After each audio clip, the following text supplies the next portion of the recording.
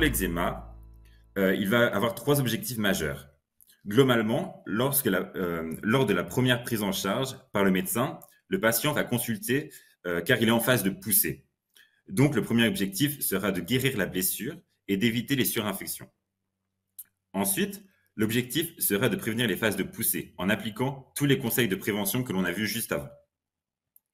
Et finalement, le but sera d'améliorer la qualité de vie en écartant les éléments déclencheurs de l'eczéma. Typiquement, pour l'eczéma allergique, trouver l'allergène via un patch test réalisé sur plusieurs jours avec son dermatologue. Pour le traitement de l'eczéma, le traitement de première attention est d'appliquer une crème à base de corticostéroïdes. La puissance, la zone ainsi que la période de traitement sera déterminée par le médecin lors de la consultation, mais dans tous les cas, il faut bien retenir qu'il faudra l'associer à une crème hydratante. Dans les cas les plus graves, une médication par voie orale peut être proposée pour inhiber le système immunitaire. Nous passons maintenant à la prise en charge du psoriasis.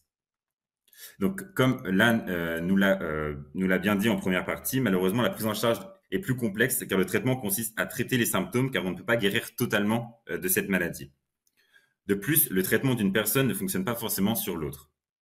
On va distinguer deux traitements différents. Les traitements aigus, donc pour les phases de poussée, et les traitements chroniques qui vont avoir pour but d'espacer ces phases de poussée. En aigu, les préparations dermatologiques locales, donc les pommades, les crèmes, les lotions, sont les premières intentions. Pour rendre la peau exempte de squame, les préparations à base d'acide salicylique seront utilisées. Donc l'acide salicylique, c'est un kératolytique, donc c'est-à-dire qu'il va enlever en douceur les peaux mortes et pour enlever les squames. Donc comme a dit Anne, dans le psoriasis, la peau se régénère trop vite et donc les squames s'accumulent. Et donc ici, l'acide salicylique va être là pour vraiment nettoyer et rendre la peau plus lisse. Ensuite, on peut utiliser des pommades pour inhiber l'inflammation, donc soit des corticostéroïdes seuls ou soit des analogues de la vitamine D.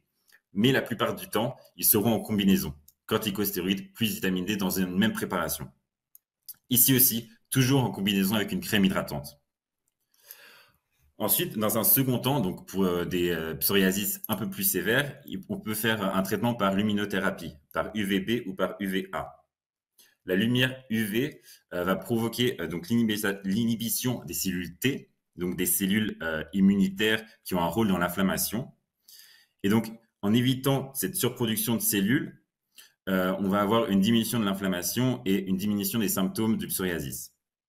Ici aussi, on peut combiner le traitement topique, donc local avec les crèmes, par le traitement par luminothérapie. Dans les cas, encore une fois, pour les cas les plus sévères et pour un traitement chronique, on va avoir des médicaments qui vont être prescrits. Donc, ces médicaments vont diminuer la réponse immunitaire et vont diminuer l'inflammation. Donc, c'est typiquement le rôle des corticostéroïdes. Ils sont très efficaces, mais ils vont avoir beaucoup d'effets secondaires et vont avoir aussi beaucoup d'interactions avec les médicaments du quotidien. Donc, c'est pour ça que ils vont être prescrits, mais certains patients, malheureusement, ne sauront pas les garder très longtemps. Finalement, dans ces traitements, pour les patients atteints de psoriasis grave, l'utilisation de produits biologiques peut leur être proposée. Alors, ce sont des produits injectables que l'on reconnaît par le suffixe MAB. Donc, ça peut être, par exemple, l'adalimumab ou encore l'infliximab. Et donc, pour comprendre leur fonctionnement, il faut connaître un peu le fonctionnement de notre système immunitaire. Donc, notre système immunitaire a pour rôle de décomposer et d'éliminer toute substance ou cellule étrangère malade de l'organisme.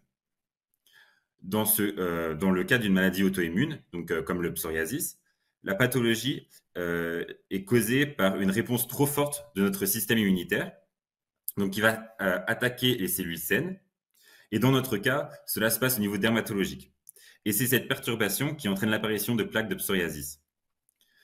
Le médicament biologique, lui, va inhiber cette réponse immunitaire inadaptée en désactivant des protéines de signalisation spécifiques et, par conséquent, il va inhiber le processus pathologique.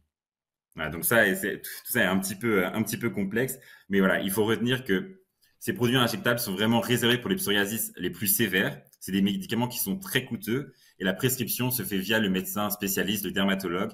Et pour avoir un remboursement, il faut une approbation du médecin conseil de la mutuelle.